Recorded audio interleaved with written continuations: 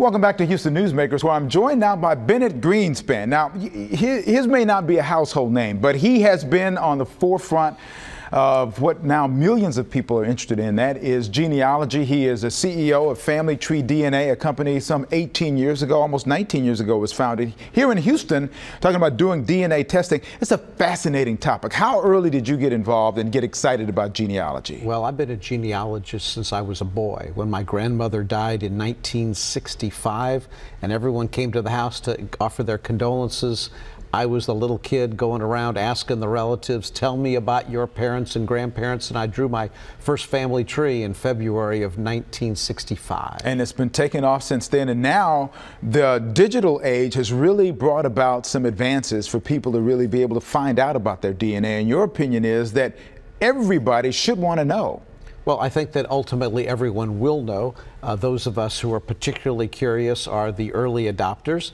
But for everyone that's wondering, searching about family that's an adoptee or has a paper trail roadblock in their family, DNA has the potential to answer the question for you. How far back can typically you go in tracing DNA? Genealogically, we can go back a few hundred years, maybe 6, 8, 10 generations, but anthropologically, I can tell you the mix of DNA within you that makes you you. In other words, I can tell you that that you have African, that you have Native American, that you have Caucasian ancestry. We can attach your DNA to the tree of mankind, which would take you all the way back to Africa 60, 70, 80,000 years ago. And I've done my DNA. We talked about this beforehand, and I found out how much English and Scottish I have in me as well. So that's very interesting and exciting.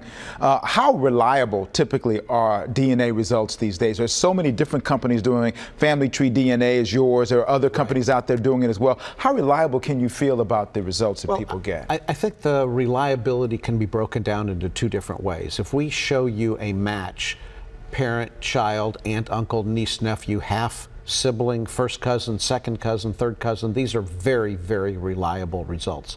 The ethnic percentages are close, and that's because we all use different underlying databases to predict your ancestral associations, and so they're not 100% accurate, but they're close. In other words, if we tell you that you're 25% English, Irish, Scottish, you're close to 25%. It certainly means that you're 22 to 28%. That would probably be the confidence interval. So you should not say I couldn't have any of this ancestry. You certainly do have some of that ancestry, but the exact percentage may be a little bit elusive. And just in time for what is now National DNA Day, we're talking about, it's a hallmark moment, I guess.